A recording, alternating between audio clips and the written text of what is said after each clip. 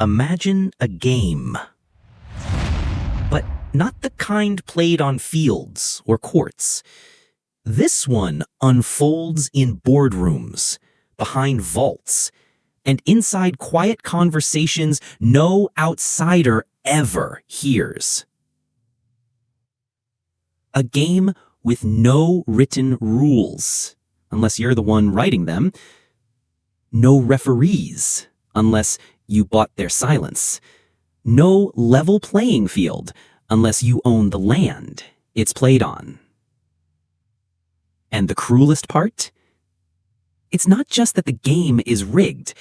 It's that most people don't even know it's happening. They live their lives by rules they never questioned, chasing security, obeying structure, clinging to fairness in a game built without it. While the majority hustle to survive, the elite, they strategize to stay untouchable. They don't play the game, they design it. This is the hidden game the 1% play. And you? You were never invited.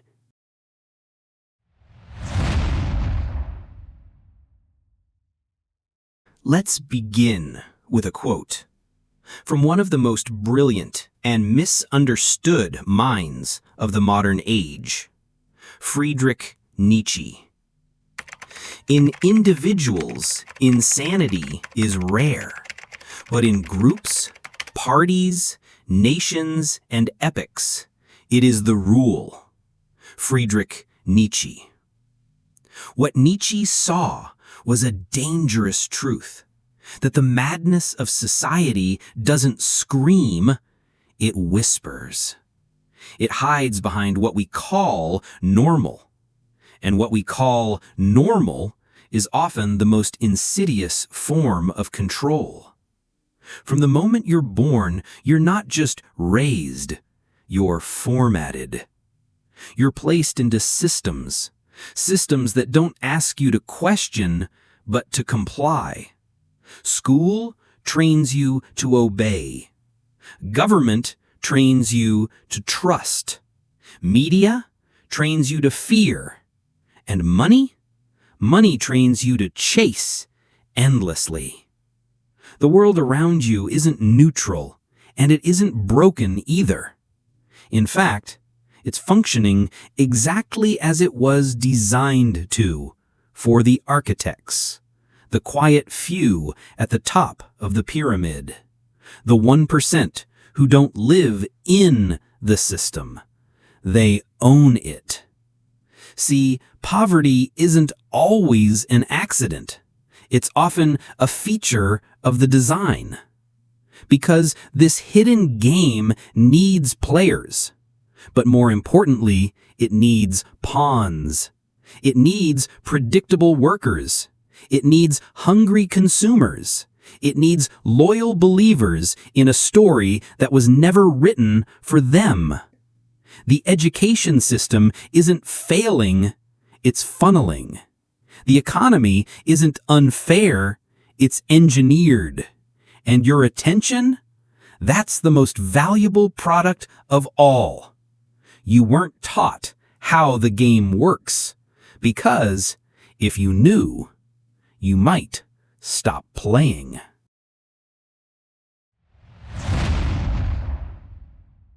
Once upon a time, control meant shackles, chains, guns, armies, tyrants. But the game has evolved. The modern elite don't need to control people with weapons anymore. Today, they control people with ideas. And these ideas? They've been carefully crafted, sharpened, perfected over generations. They are the tools of the game. Tool number 1, debt. Debt isn't just about money. It's about time. It's about ownership. When you take out a loan, you're not just borrowing cash. You're borrowing your future. The average person spends 30 years paying off a house they barely have time to live in, and by the time they're free, they're too tired to enjoy it. Debt keeps you obedient, quiet, afraid to take risks because the penalties are too high. It is slavery by signature. Tool number 2, distraction. The Roman emperors had a phrase, bread and circus. Keep the people fed and entertained, and they'll never question the empire. Today, the circus is digital. Infinite scrolling, mindless outrage, empty dopamine hits, sold as content. While you're busy binge-watching and rage-posting, they're busy buying your world. The more distracted you are, the less you ask real questions, the less you notice the cage. Tool number 3, dependence.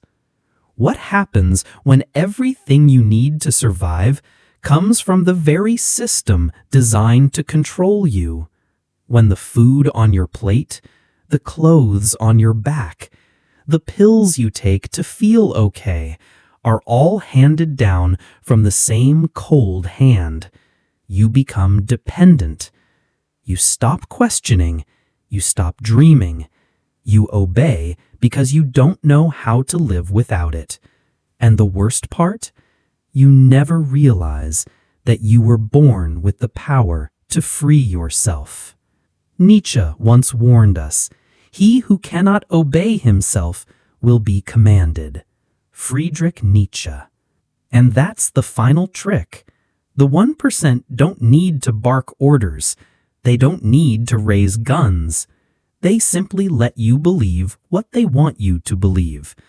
Because once your mind is caged, you'll never try to escape the world around you.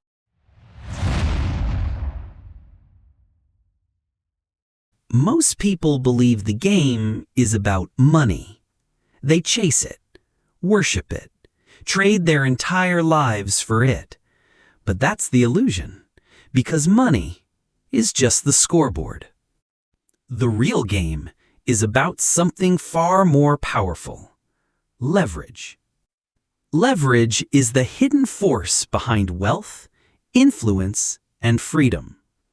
It's how a single decision can create value for a lifetime.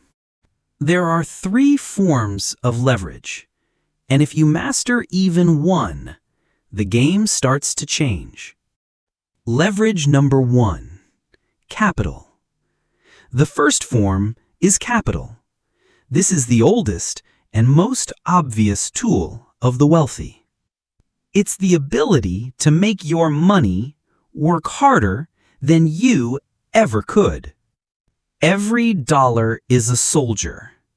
Invest it wisely, and it goes to war for you. While you sleep, while you rest, while others grind. Capital multiplies silently through patience, risk, and strategy. Leverage number 2, people. You can't scale alone. The rich don't just build businesses, they build systems, they build teams, and then those teams build empires. Every assistant, developer, operator, or strategist becomes a multiplier of effort, attention, and impact. Leadership is leverage, delegation is leverage, influence is leverage. Leverage number 3, code and content.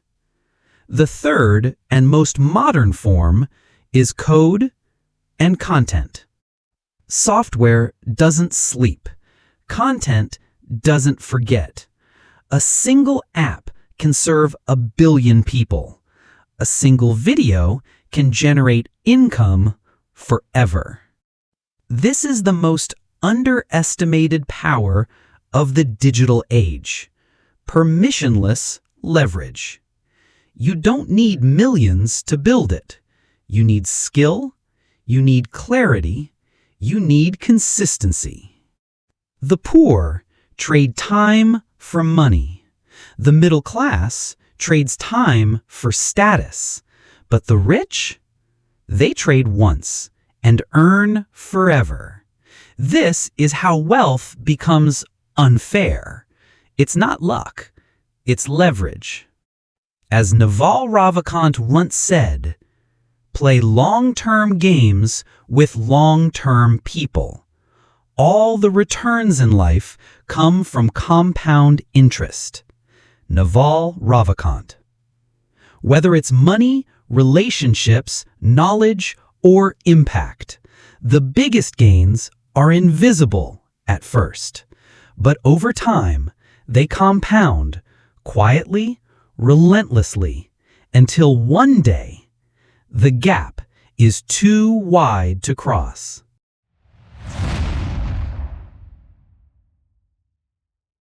The game persists, not because it's hidden, but because the illusions are everywhere. Lies wrapped in tradition, myths dressed as morality, narratives so old they feel like truth. And the most dangerous illusions are the ones you were taught to never question. Illusion number 1. Hard work equals wealth. You were told that if you worked hard, you'd be rewarded, that sweat and struggle lead to success. But if hard work alone created wealth, then coal miners would be billionaires. Janitors would own skyscrapers. Single mothers would rule nations. What they never taught you is that the real variable isn't labor, it's leverage. Effort matters, but without leverage, you're sprinting on a treadmill while others build highways. Illusion number 2. The system is fair. You were taught that the system is just, that laws protect the weak, that opportunity is equal. So, why do billionaires pay less tax than you? Why do banks get bailed out while workers get laid off? Because the system was never built on fairness. It was built on control. Control of laws, control of loopholes, control of narrative. Fairness is the story. Control is the strategy. Illusion number 3. Success is a secret. You were told success is a secret, that the path is hidden, that only a lucky few ever find the map. But the truth? Success isn't secret. It's just not taught.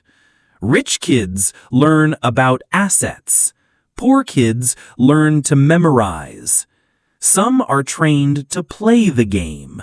Others are trained to follow the rules. Nietzsche once said, "The surest way to corrupt a youth is to instruct him to hold in higher esteem those who think alike than those who think differently." Friedrich Nietzsche. You were trained to fit in, to obey, to conform. But the rich? They were trained to stand out, to question, to own the very system you were told to survive in.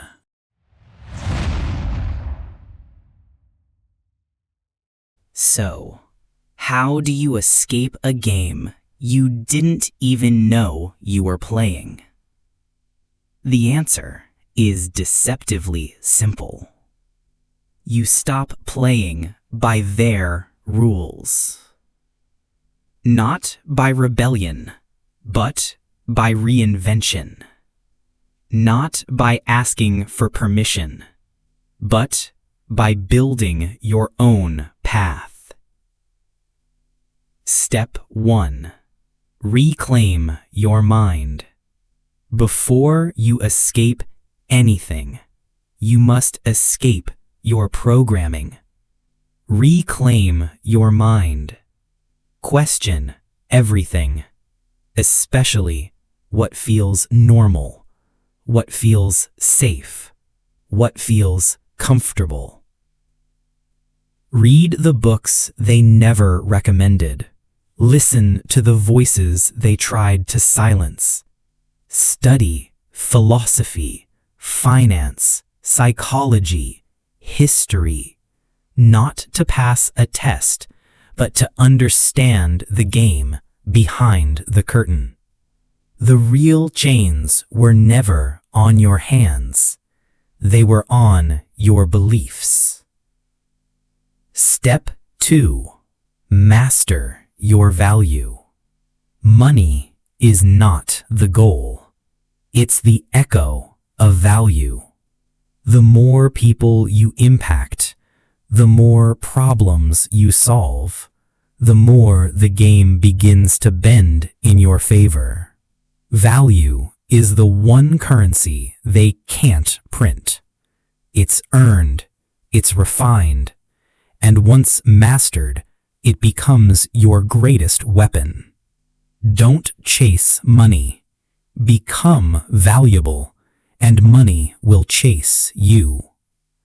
Step 3. Build assets. Time is finite. Energy fades. But assets live on. Stop renting your life by the hour.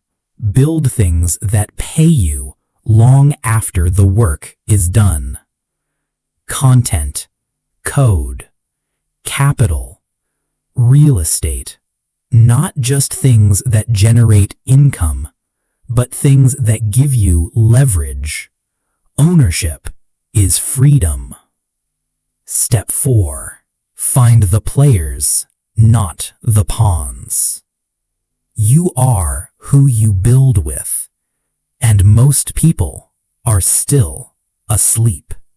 Surround yourself with those who see the game, who ask better questions, who build, not just comment, who seek truth, not comfort. Find the players, not the pawns. Because if you spend your life in the crowd, you'll never reach the arena. This isn't about escaping reality. It's about reclaiming it. Taking back control from a system designed to keep you in place. You don't need permission. You don't need a title. You don't need to wait. The way out begins within.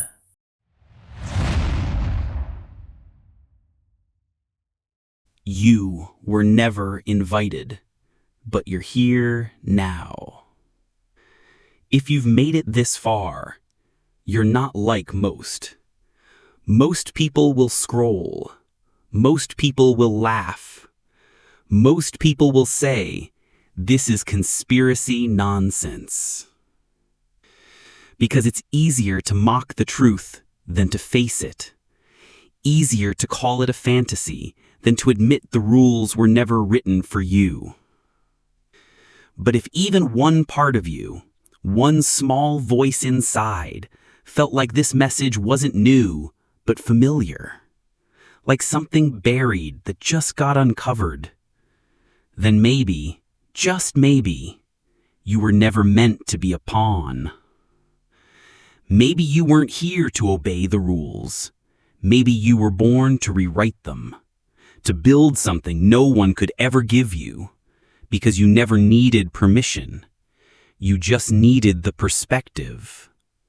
You weren't invited, but you're coming anyway. This is just the beginning. The hidden game is real, and now You've seen the board. Subscribe to Built from Zero. Join the builders. Join the thinkers. And start playing like the people who write the rules.